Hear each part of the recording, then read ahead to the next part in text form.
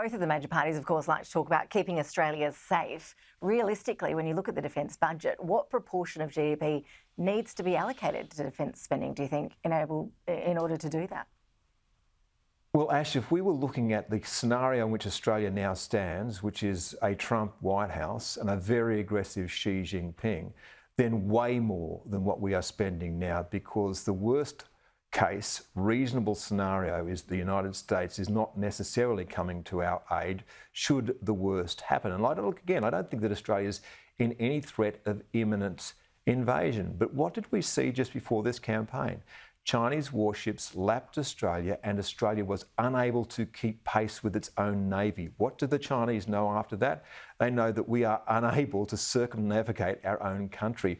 That is an indictment of where we now stand in defence. So 2.3%, 3%, well, all of this stuff is, again, over the horizon. The circumstances are dire now. The spending needs to come now.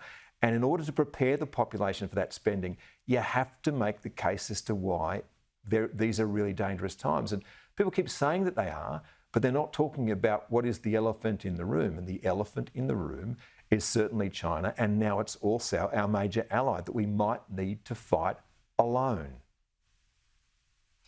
We are seeing these live pictures of the opposition leader, Peter Dutton. He's in Perth. We heard from our reporter, Ruben Spargo, a little earlier that he is there in Belmont in Perth at a defence industry company. He's doing a tour there. You can see Andrew Hastie there, the Shadow Defence Minister.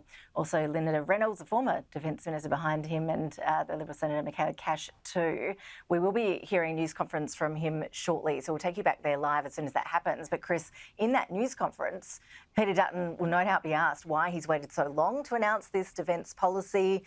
You talked about making the case. Is it a mistake to hold these big announcements back until the final run of the campaign, or is this strategic to do this after pre-polling has already begun?